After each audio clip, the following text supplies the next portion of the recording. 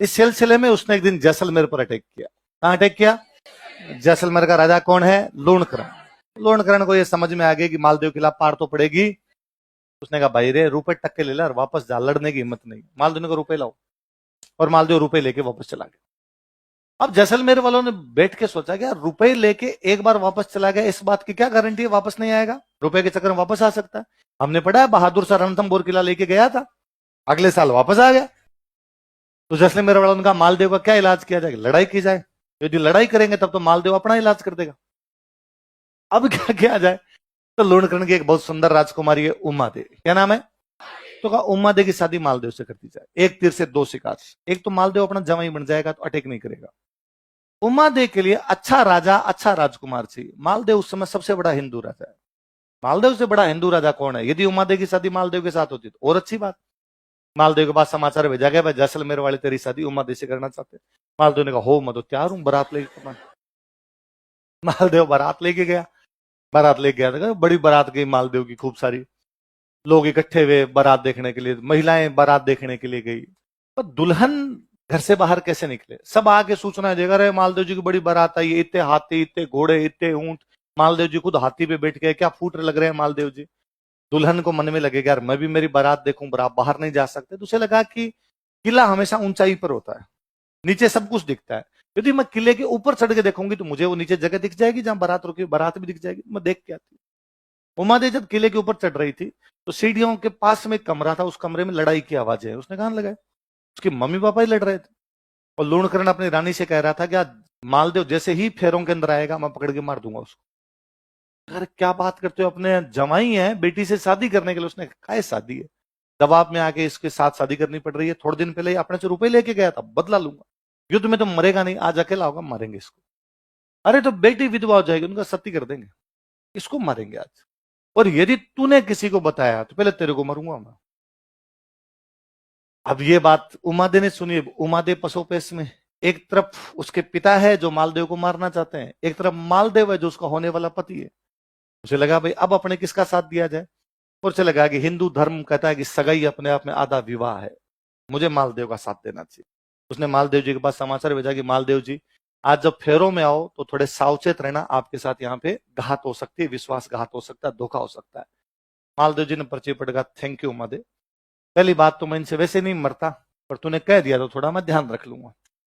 मालदेव ने अपने साथ में दो बड़े बड़े बॉडी बिल्डर टाइप के बाराती थे, उनको कहा तुम्हारा एक ही काम है, जब तक फेरे नहीं हो जाए लूणकरण को पकड़ के बाहर बैठे रहना, बाकी मैं देख लूंगा मेरे हिसाब से। भाई मारेगा कौन? लूणकरण। लूणकरण को फेरों में नहीं आने दूंगा मैं। गए मालदेव जी, तोरण वोरण हुए, अंदर फेरों में जाके जैसे ही बैठे, लूणकरण तब तक बाहर घूम रहा था, लूणकरण अंदर जाने लगा। वो दोनों बॉडी बिल्डर जोधपुर वाले तैयार बैठे, उनका भाई साहब ध्यान किधर है, हीरो इधर है, कहां जा रहे हो, कब से भागे भागे घूम रहे हो, इतनी दूर से बारात आई है, हम बाराती आए, हमारे साथ बैठो यार, बातें करो, दो पेक बनाओ लूणकरण जी। और लूणकरण जी ने कहा अरे नहीं नहीं नहीं नहीं, मेरे घर में बेटी की शादी है, मुझे काम करने हैं। क्या काम है? राजा के काम करने के 100 लोग होते हैं, कोई कर लेंगे। लूणकरण को लगा मरा दिया यार, अंदर तो नहीं जान देंगे। हाँ नहीं, लूणकरण ने कहा अरे मुझे कन्यादान करना है, कन्यादान करने के लिए जान दो। उनका कन्यादान भी कोई कर देता है, बड़ा भाई कर देता है, तेरा बड़ा भाई कर सकता है, चाचा ताऊ किसी से कन्यादान करवा लेते हैं। और वास्तव में कन्यादान गांव में कोई कर देता है। मैंने फिल्मों में आके दो चीजें देखी, एक तो कन्यादान पिताजी ही करते हैं, फिल्मों में शहरों के अंदर देखा, शहरों वालों ने फिल्मों वालों सीख लिया, इसलिए हर मूवी में आता है कन्यादान के समय कन्या के पिता को बुलाइए, और कन्या के पिता को उसी समय गायब होना होता है। सब ढूंढते रहते कन्या के पिता कहाँ है, कन्या के पिता कहाँ है। गांव के अंदर पंडित जी को जो दिख जाता है ना, बड़ा भाई चाचा ताऊ, उससे करवा लेते हैं। एक मैंने फिल्मों में और शहरों में देखा कि लड़की की शादी में लड़की के घर वाले भी नए कपड़े पहनते हैं। मतलब मेरी बहन की शादी है तो मैं नए कपड़े पहनूंगा, मैं हमारे घर वाले भी नए कपड़े पहनेंगे? भाई साहब नए छोड़ो, पुराने भी ढंग के नहीं मिलते हैं, इतनी खराब हालत रखते हैं गांव के अंदर। और मान मैं आप तैयार हो भी जाओ ना तो कोई चाचा तावा कह देते ब्याह तेरे होगी कि ना, मेरा तो नहीं, तो तू क्यों तैयार हो रखा है? और मैं कई बार सोचता हूं कि जिद करके भी तैयार हो गए कि मैंने एकदम व्हाइट कुर्ते पजामा पहन लिए या मैंने एक अच्छा सा कोट पैंट पहन लिया, यही होता है तैयार होने का। इतने में कोई एक चाचा ताऊ खोड़ला पक्का होता घर में, वो आवाज लगा कढ़ाई ले और कढ़ाई। अब ऐसा धोड़े कुर्ते पजामे में कढ़ाई लिया हुआ, आदमी कितना बुरा लगेगा यार, है ना? उनके काम वैसे होते हैं कि वो भट्टी के लिए खड्डा खोदना है तो खड्डा खोदो, और अब तो फिर भी थोड़े भले दिन आए तो कम से कम हलवाई तो बिठा लेते हैं मिठाइयां बनाने के लिए। पहले हलवाई को, पहले गांव में पैसे थे नहीं, मिठाई के नाम पे होते लड्डू बूंदी, तो उसको कहते खाली बूंदी बना दे, लड्डू हम बना लेंगे। तो वो हलवाई केवल बूंदी बूंदी बना के चला जाता, अब टावरों को लगाते हैं। भाई साहब ये बाई सेप और ट्राई सेप दोनों बन जाते हैं। रात को हाथ ना ऐसे रहते थे, ऐसे नहीं होते थे, पर टावरों को फिर भी मजा आता था।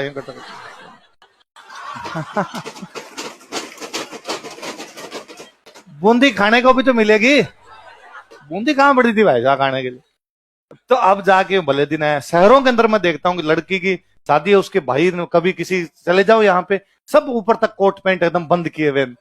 मगर यार तुम लड़की के भाई हो, लग ही नहीं रहे यार, तुम तो बाराती टाइप के लग रहे हो। फिर पता कैसे चलेगा कि ये बाराती रे घर वाले? घर वाले एकदम यूं रहने चाहिए सामान्य कपड़ों के अंदर, बाराती यूं तैयार हो गए 3 बार डीओ छिड़क के आए, उनका समझ में आता। और अब क्या काम करने वाले लोग खूब सारे होते हैं, घर वालों को मौका मिल जाता होगा। तो लूणकरण जी को वहीं बिठा लिया, नहीं जाने दिया तो नहीं जाने दिया। अगले दिन उमा दीदी की विदाई हुई, राजकुमारी की विदाई होगी। पहले जब राजकुमारियों की विदाई होती तो उनके साथ में काम करने के लिए खूब सारी महिलाएं दी जाती, नौकर चाकर दिए जाते। हम पढ़ते हैं कि पन्ना दहाय है, मैंने बताया दहाय कौन होते हैं? राजकुमारों को पालने के लिए, तो मतलब बच्चों के पालन पोषण के लिए जब महिलाएं हैं अलग से, तो बाकी सब भी खूब सारी जो महिलाएं हुआ करती, महिलाएं पुरुष खूब सारे साथ भेजते, भाई नौकर चाकर साथ में भेजे जाए राजकुमारी के। तो वो जब साथ में जो नौकर चाकर भेजे जा रहे थे उनमें से एक महिला साथ में भेजी गई, उसका नाम था भारमली। क्या नाम था? वहां पे जैसे ही जोधपुर पहुंचे, शाम को मालदेव जी अपने महलों के अंदर पधारे, समाचार भेजा कि भाई मालदेव जी अपने महलों के अंदर आ गए। उमादे अपना श्रृंगार कर रहे थे, तो उनको आके किसी नौकरानी ने कहा भाई मालदेव जी अपने महलों में पधार गए। तो उमादेव को लगा भाई मुझे समय लगेगा अभी श्रृंगार के अंदर, तो उन्होंने भारमली पास में बैठती, भारमली कहा भाई तुम जाओ और मालदेव जी को जाकर दो, मुझे अभी समय लगेगा। भारमली मालदेव जी के पास गई, मालदेव जी नशे में थे, भारमली सुंदर थी। इस बात का पता उमादे को चला, उमादे ने कहा है फर्जी आदमी, और आज के बाद मैं तेरा तो मुंह देखना भी पसंद करूंगी। और लिटरली उमादे ने उसके बाद मालदेव कभी मुंह ही नहीं देखा, वो जोधपुर छोड़ के चली जाती। उसने कहा नहीं, मैं मेरा जीव नहीं मानता ऐसे व्यक्ति को पति स्वीकार करने में। वो तारागढ़ रहती है। जब शेरशाह वाला अटैक होता है तब ये डिसीजन, मैं कल आपको कहानी सुना तब मैंने कहा था कि पहले ये डिसीजन हुआ कि हम अजमेर लड़ेंगे, फिर कहा नहीं अजमेर नहीं, थोड़ा नजदीक लड़ते हैं। तो जब ये बात है कि अजमेर लड़ेंगे, तो उमादेव को पता चला कि मालदेव अपनी सेना लेके कहाँ आ गया? अजमेर। तो उमादेव समाचार भेजती है मालदेव के पास कि मालदेव जी आप सेना भेज दो, आप मत आना, सेना को लीड मैं कर लूंगी और मैं यहाँ पे लड़ाई कर लूंगी। फिर फाइनली ये तय हुआ कि हम अजमेर तो लड़ेंगे नहीं, तो अजमेर खाली करो, अजमेर की सेना भी बुलाई जाए। तो उमादेव कहा गया भाई खाली करना पड़ेगा। तो उमादेव ने कहा मैं जोधपुर तो नहीं जाऊंगी। तो जोधपुर के पास में गांव था, कुछ दिन वहां पर रहे थे, कोसाना करके गांव था, वहां पर रहे कुछ दिन। और फिर वहां से उनका खुद का ननिहाल था केलवा, तो बाद में केलवा चले गए थे, केलवा ही रहे थे। और एक मालदेव के दूसरी रानी से एक बेटा हुआ था राम सिंह, उस राम सिंह को गोद ले लिया था, उस बेटे के साथ वहां रहते। जब मालदेव की डेथ हुई तो उमादेव को समाचार भेजा गया कि भाई मालदेव की डेथ हो गई, कपड़े भेजे गए मालदेव के, साफा भेजा गया मालदेव का। उमादेव सती हो जाती है वहां। उसने कहा मालदेव ने अपने पति होने का धर्म नहीं निभाया था, मैं अपने पत्नी होने का धर्म, उस समय यही था सती हो जाना, मैं अपने पत्नी होने के धर्म से कभी भी पीछे हटूंगी। वास्तव में उमादेव वाली कहानी तो इतनी है। पर उमादेव जब जोधपुर के पास के गांव में थे, शेरशाह का अटैक समाप्त हो जाता है, मालदेव सिवाना से वापस जोधपुर पे कब्जा कर लेता है, तब मालदेव को ये रियलाइज होता है कि यार मैंने गलत किया और उमादेव के साथ जो भी हुआ उसमें गलती मेरी है। तो वो एक उसके दरबार में कवि है, उनका नाम था ईसरदास जी। क्या नाम था? मालदेव ईसरदास जी कहता कि ईसरदास जी जाओ और रानी उमादेव को मना के वापस लाओ। ईसरदास जी गए, उन्होंने जाके कहा कि रानी उमादेव आप वापस पधारो, आप पटरानी हो, मालदेव के साथ आप रहोगे, आपका जब पुत्र होगा वो जोधपुर का अगला राजा बनेगा, आप राजमाता बनोगे, चलना चाहिए आप। उमादेव ने वापस कहा कि रहीमन धागा प्रेम कान मत तोड़ो छिटकाए, टूटे से फिर जुड़े नहीं, जुड़े गांठ पड़ जाए। ये मोह मोह के धागे हैं, ये थोड़ी है कि आज मन मिल गया और कल मन मिट गया। एक बार जो मन से उतर जाता ना, फिर मेरे से उसके साथ रहा नहीं जाए, मेरा स्वाभिमान है। ऐसा कैसे हो सकता है कि मालदेव ऐसा मेरे साथ कर सकता है? उन वापस का गलती आदमी से होती है ना, आप चलो। मालदेव माफी मांगने के लिए तैयार है, गलती की सजा होती है, माफी मांग ले आदमी, फिर क्या होता है। उमर ने वापस कहा कि नहीं, मैं वहां जाऊंगी लोग क्या कहेंगे, ये पहले तो मुंह फुला के चली गई थी और आज वापस आ गई। सरदार जी ने कहा कोई कुछ नहीं कहेगा, मालदेव 100 लोगों के बीच में माफी मांगेगा, आपकी तो इज्जत बढ़ेगी। उमर ने कहा देखो आप पर है सरदार जी। सरदार जी ने कहा मैं गारंटी देता हूँ आपको, आप तो चलो। फिर सरदासी मना के उमादे को ला रहे हैं। उमादे पालकी में होती पहले, तो 4 लोग उठा के चलते, पालकी में आ रही है। ये बाकी रानियों को पता चला कि कौन आ रही है जोधपुर।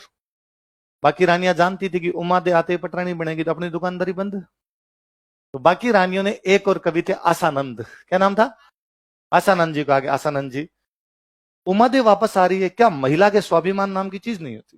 क्या महिला के सुहागरात के दिन इस प्रकार उसका कोई पति कर सकता है फिर भी उसके साथ में रहे? आसानंद जी ने कहा ना, ये तो बहुत गलत बात है, उमादे कैसे आ सकती है, तो आ रही है। आसानंद जी सामने जाके खड़े हुए, और जब पालकी नजदीक आई तब आसानंद जी ने जोर जोर से दोहे बोले, मान रखे तो पीऊ रखे तजमान, दो दो गेंद ने बंधु एक एक खंबू ठाण। मान रखे तो पीऊ तज, हे उमादे यदि तुझे मान इज्जत चाहिए तो पीऊ तज, इस पति को त्याग दे। पीऊ रखा तजमान, और यदि पति रखना तो फिर इज्जत का मत सोचना। आज उमादे की इज्जत है, लोग बात करते हैं कि उमादे वह महिला है, उमादे वह स्त्री है जिसने मालदेव जैसे बड़े राजा को ठोकर मार दी। उमादे वह स्त्री है जिसने मारवाड़ के राजमहलों के वैभव को ठोकर मार दी। उसका स्वाभिमान ज्यादा प्रिय था कि मेरा पति यदि गलत काम करता है तो मैं उसका मुंह भी देखूंगी नहीं। तुम आ जाओगी, तुम्हें जोधपुर मिलेगा, मारवाड़ का राज्य मिलेगा, सुख वैभव मिलेंगे, मालदेव जैसा बड़ा राजा मिलेगा, तुम्हारे पुत्र राजा बनेंगे, आगे इज्जत नहीं मिलेगी उमादे। दो दो गेंद ने बंधु एक एक खंबू ठाण, दो हाथियों को एक जगह पे बांध के नहीं रख सकते हो, आपस में लड़ेंगे। इज्जत और पति दोनों में से एक मिलेगा, तुम तय करोगे इज्जत चाहिए या पति चाहिए। उमादे ने कहा अपने को चाहिए फुल इज्जत। उमादे वापस चले गए। उसके बाद उमादे कभी भी लौट के, पर बारमली तो मालदेव के पास ही रह गई। बारमली तो यही थे। एक दिन रात को बारिश का समय, जैसलमेर की तरफ बिजलियां चमके और बारमली एक टक बिजलियों की तरफ देखे, और मालदेव ने पूछा कि तुम्हें जैसलमेर की याद आती है क्या? उसने कहा और रोई। उसने कहा क्यों नहीं आएगी याद, मेरा पीहर है वहां पे, और मैं वहां रही हूँ, राजमहलों में पली बड़ी हूं मैं भी वहां पे। वो क्या बारमली के लिए कहते हैं, बारमली के माता पिता का पता ही नहीं था कौन था। वो पैदा हुई थी, पैदा होते ही उसको उसके माता पिता जो थे रास्ते के किनारे छोड़ के चले गए। अभी भी अपने अखबारों में कई बार पढ़ते हैं, अस्पताल में छोड़ के चले गए, वैसे छोड़ के चले गए। तो जिसको मिली उसने राजा को ला के दे दी, तो राजा ने पाल पोस के बड़ा किया था उसको, वहीं राजमहलों में रहती थी वो। उसने कहा मुझे याद तो आती है, मैं वहां खेली हूँ, कूदी हूँ, इतनी बड़ी हुई हूँ, उमादे मेरी सहेली थी, मेरी गलती की वजह से, अपनी गलती की वजह से उमादे को जाना पड़ गया। तो मालदेव ने कहा उमादे को जो हुआ वो नहीं आना चाहते, नहीं आए, क्या करें, पर तुम जैसलमेर जाके हो, घूम के हो।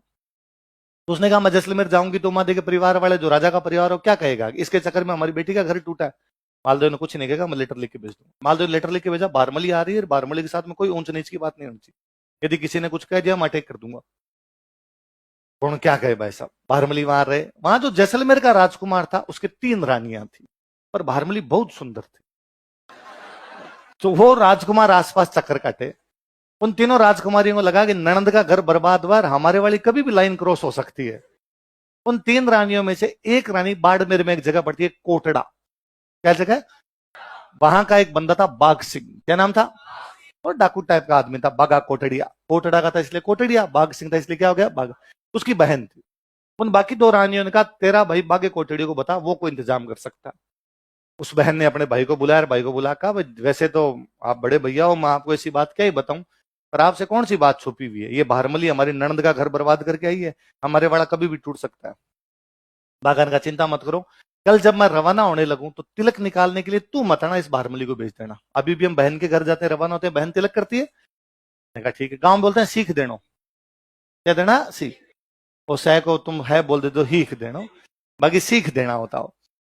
तो उसने कहा सीख देने के लिए तू मत आना, तिलक निकालने के लिए तू मत आना। अगले दिन बाघ सिंह जैसे रवाना होने लगा और जैसलमेर ने कहा अरे क्या हुआ इतने जल्दी क्यों रहना, उसने कहा कोटड़ा काम है जाना मेरे को। अरे तो सीख तो लेके जाओ, कहो भाई कहो इनकी बहन को फटाफट सीख दे। उन दोनों भाइयों बहनों की सेटिंग आपस के अंदर जाके जैसे ही कहा, उसने कहा अरे मैं तो नहा नहीं, मेरी तो लुगड़ी पता नहीं कहां चली गई, अब मैं कैसे सीख देने जाऊंगी बाहर। बारमली नहा धो के तैयार बैठती, उसने कहा बारमली तिलक कित निकालना, तू निकाल दे। बारमली ने कहा मैं निकाल दूं। बागा ऊंट के ऊपर बैठा है, उसने कहा मैं थोड़ा नीचे झुकता हूं, तू ऊपर बैठे बैठे मेरे तो निकाल दे, ठीक है। बारमली जैसे हाथ ऊपर करके उसके तिलक निकालने लगी, उसने हाथ पकड़ा, बारमली को ऊंट पे बिठा लिया और बागा बारमली को लेके जैसलमेर से कोटड़ा आ गया। जैसलमेर से कोटड़ा आते आते बागा को बारमली से, बारमली को बागा से बेनतहा मोहब्बत हुई। राजस्थान की सबसे अच्छी कोई प्रेम कहानी है तो बागा बारमली है। कौन सी है?